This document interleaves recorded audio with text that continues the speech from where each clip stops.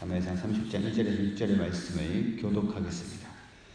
다윗과 그의 사람들이 사흘 만에 시글락에 이를 때 아말렉 사람들이 이미 네겝과 시글락을 침노하였는데 그들이 시글락을 쳐서 불사르고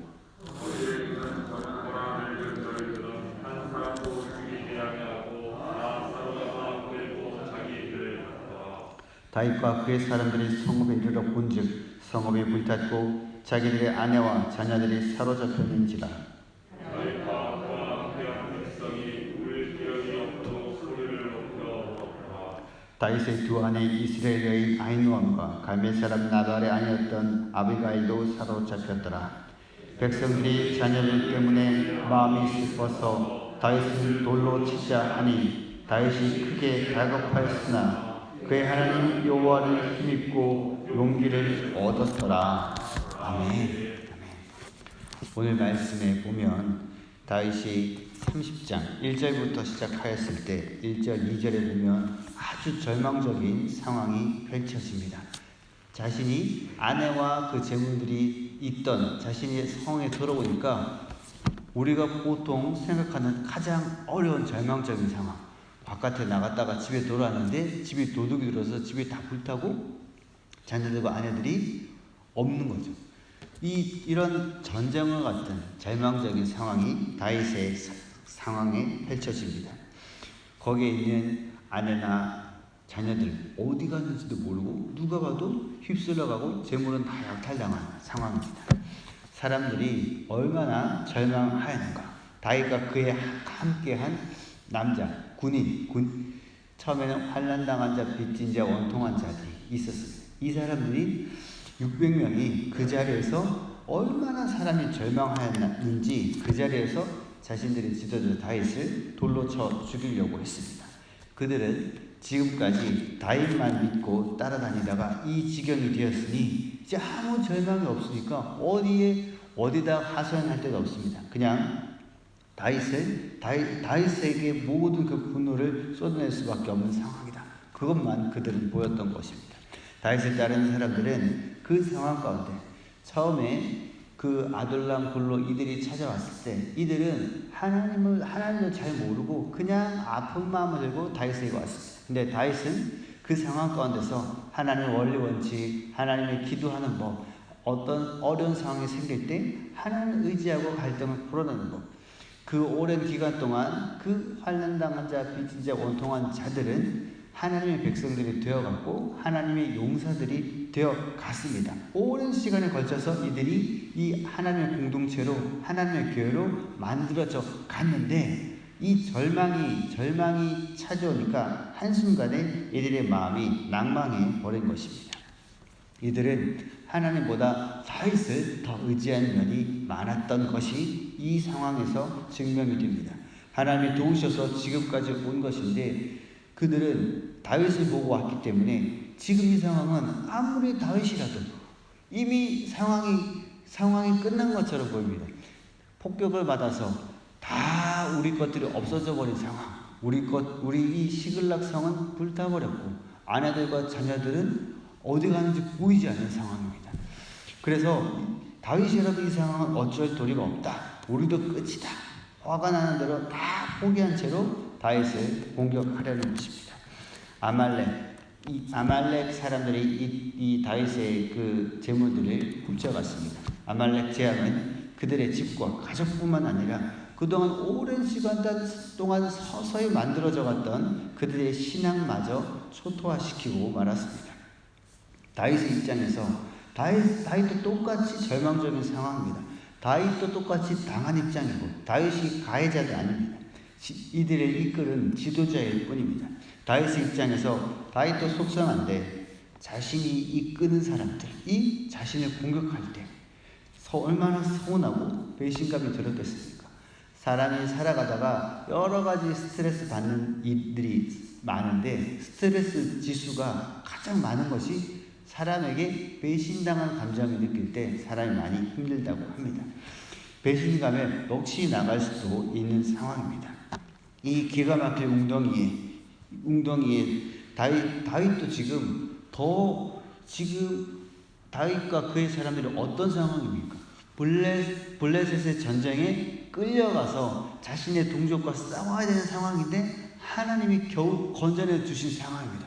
아이고 이제 숨을 돌렸다. 이제 어떻게 될까? 라고 왔는데 더욱 이제 힘든 상황이 펼쳐진 것입니다.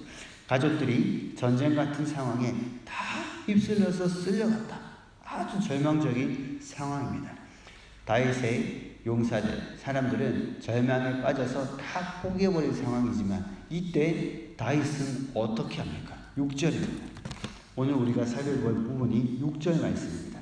6절 말씀을 같이 다시 한번 읽도록 하겠습니다. 백성들이 자녀들 때문에 마음이 슬퍼서 다윗을 돌로 치자 하니 다윗이 크게 다급하였으나 그의 하나님 여호와를 힘입고 용기를 얻었더라.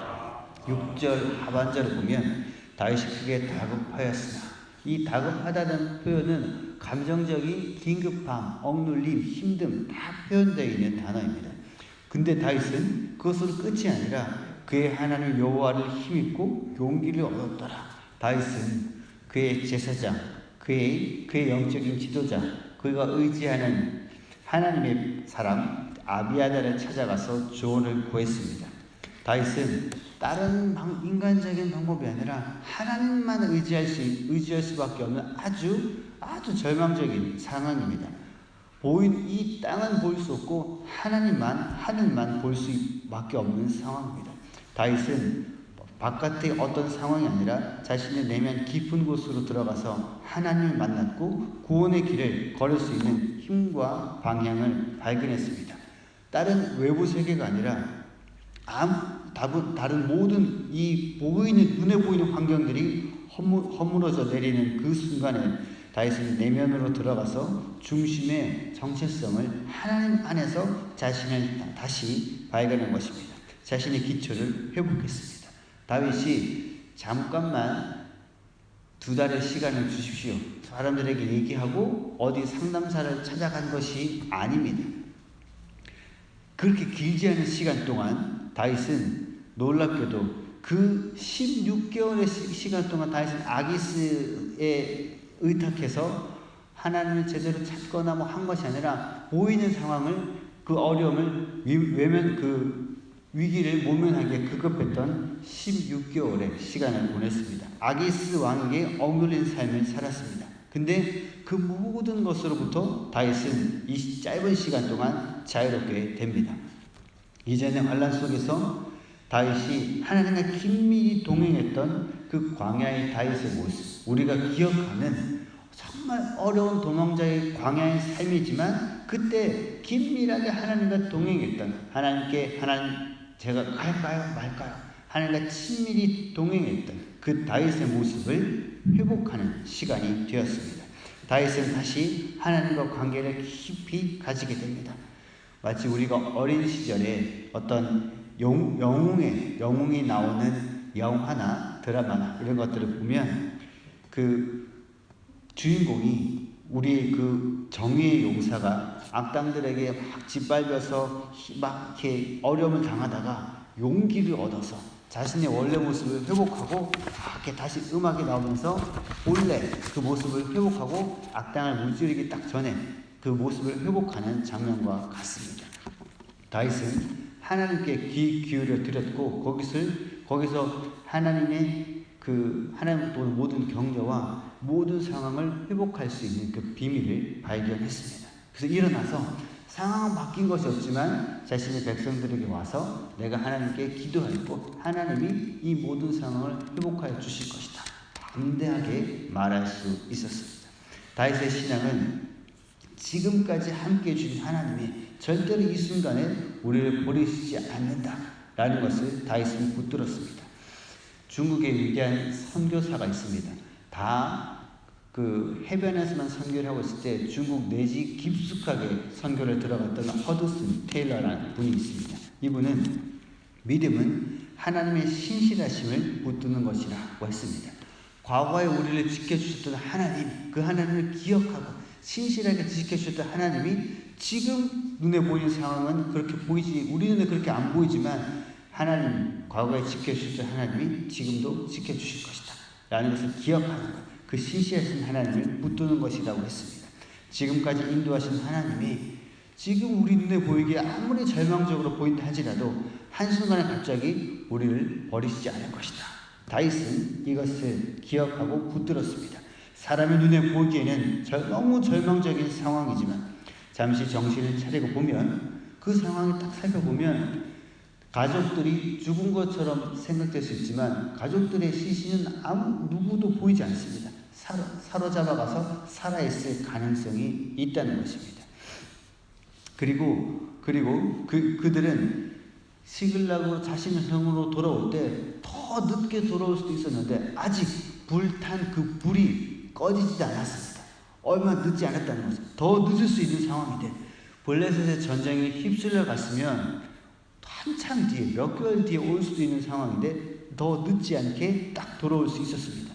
하나님이 다윗의 일행을 도우셔서 블레셋의 손에도 빠져나오게 하셨고 그래도 지금 상황에서 오게 하신 것은 하나님 우리를 아주 버리신 것이 아니라 회복의 소망이 있다라는 것은 다윗의 믿음의 눈으로 다윗은 그것까지 볼 수 있었습니다. 이번에도 가족들을 지켜주실 것이다. 다윗은 믿음의 눈으로 그것을 바라볼 수 있었습니다. 그래서 다윗은 하나님 저희 가족들을 구원해 주시고 찾을 수 있겠습니까? 또 우리를 이것을 사로잡아간 군대를 추격하면 잡을 수 있겠습니까? 이런 것까지 다윗은 하나님께 묻고 움직이기 시작합니다. 사람의 눈에서만 보이는 절망을 바라볼 것인가? 아니면 믿음의 눈으로 하나님의 소망을 바라볼 것인가? 오늘 우리의 삶을 살아갈 때 우리의 나라의 상황들 여러 가지 어려운 상황들이 많이 펼쳐지고 있습니다. 계속해서 뉴스와 세상의 소식들은 사람의 눈에 보기에 계속해서 분석하고 전문가들이 말한다는 것은 잘 분석한 것 같지만 절망의 상황들을 계속 얘기합니다. 그러나 우리가 믿음의 눈으로 볼 때 우리는 하나님의 소망을 볼 수 있도록 기도하십시다. 그 상황에서도 그렇다면 하나님의 소망을 우리는 볼 수 있을 것입니다. 자녀들의 상황들, 회사의 상황들, 우리가 주변의 여러 가지 상황들 가운데서도 우리가 기도했을 때 하나님은 하나님의 소망을 보여주실 것입니다. 기도하겠습니다. 하나님, 사람이 살아가다 보면 너무나 감당할 수 없는 절망적인 상황들이 펼쳐질 때가 있습니다. 그때는 하늘이 노랗고 앞이 깜깜하며 다리에 힘이 풀리는 상황들이 펼쳐질 수도 있습니다. 한 번도 겪어보지 못한 당황한 상황이 다 끝나버린 것처럼 보일 때도 있습니다. 그러나 그때 우리가 무엇을 의지하고 어떻게 해야 되겠습니까? 하나님 왜 이런 일이 일어났습니까? 라고 기도하면서 주저앉아 버리는 것이 아니라 하나님 이때 어떻게 제가 해야 되겠습니까? 라고 기도하기 시작할 때 하나님의 소망을 발견할 수 있도록 인도하여 주시옵소서. 세상의 사람들은 왜라고 하면서 왜라는 질문을 세상을 향하여 하나님을 향하여 하면서 절망하는 상황들이 지금도 펼쳐지고 있지만 우리는 믿음의 사람들로서 하나님의 백성으로서 주께서 주실 그 음성을 간절히 바라면서 주님 제가 이 상황에서 어떻게 할 수 있습니까? 주님 어떻게 우리를 인도하시겠습니까? 라고 하며 주님을 향하여서 소망을 바라보며 주님을 향해서 달려나갈 수 있도록 인도하여 주시옵소서. 그럴 때 우리가 생각하지도 못했던 하나님의 소망과 새로운 계획과 꿈들을 발견할 수 있도록 인도하여 주시옵소서. 감사를 드리며 예수님 이름으로 기도합니다.